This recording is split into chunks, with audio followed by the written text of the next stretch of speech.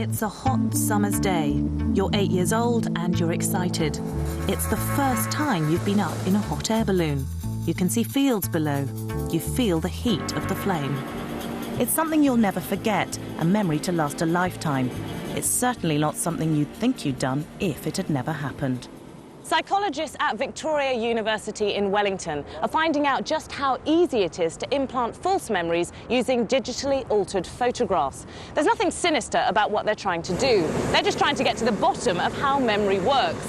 It's the first time anyone's investigated the power that digital technology has to change what we remember, and the results are remarkable. It seems like the stuff of science fiction. 30 students are shown pictures of their childhood in a study they believe is about how we reminisce. In fact, it's testing how vulnerable their memories are. This is Jessica. It's day one of the experiment.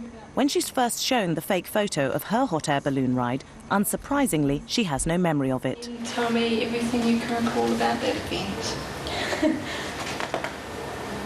Absolutely nothing. By the end of the week, she believes she's been in a hot air balloon, but the psychologist knows it's something she's never done. I think we're all done on the platform. In fact, she's being deliberately tricked. What we've been doing is showing people a selection of photographs from their childhood. 4 photographs. 3 of them are true, and 1 of them is fake. So the 3rd photograph in the booklet always depicts a subject and another family member taking a hot air balloon ride. But they've never actually been on that ride. No, we know that for a fact. We interview them 3 times over the course of a week, and by the time they get to the 3rd interview, just a week later, half of them, 50% of our sample, believes they've been on a hot air balloon ride. 50% is much higher than Marianne Gary and her team ever expected. Even the students that don't remember the hot air balloon ride believe the photos are real. We ask family members to give us a photo of the subject that shows the subject clearly from the waist up and hopefully standing next to another family member. So we get a photograph that looks something like this. And we remove everything around that we don't want. We just grab them here and copy them over, and suddenly they're in the picture. Bit big at the moment, aren't they? They won't quite fit in the hot air balloon. They're a bit big, so we have to transform them, make them smaller and make them fit. So we end up with something like that. That looks fantastic. They really look like they're in there.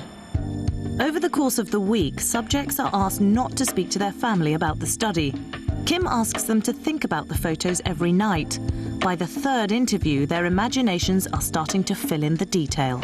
Picture myself walking onto the balloon as if I was actually there, and I ended up getting a picture of some kind of platform. I remember looking up at the gas and the balloon proper, so I just sort of remembered stuff like that, and also looking down at sort of the patchwork on the ground because we were quite high up. Contrary to what we believe, memory does not work like a tape recorder. Our memories are not recorded and stored faithfully in the back of our heads and then played back like on a video recorder. Memories aren't permanent. They're a reconstruction, a blend of imagination and fantasy and things that you might hear about or think about afterwards, and also, like in our case, a photograph. What kind of implications does this have? One of the implications is that if you remember something and you report it with great confidence, great detail, and it's very vivid and clear, got a lot of emotion, it doesn't necessarily mean it really happened. What kind of reaction do you get from people when you tell them this event didn't happen at the end of the week? Surprise, especially if they believe the event happened.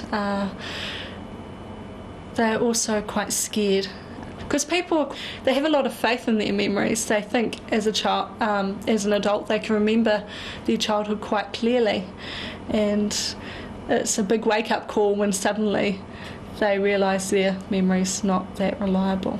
One of the 4 photos we discussed didn't actually occur. So one of them didn't happen. You know which one that is? The balloon one. Yep, the balloon one. Yep. Well, it's scary, really. A hot air balloon ride is not something you'd easily forget.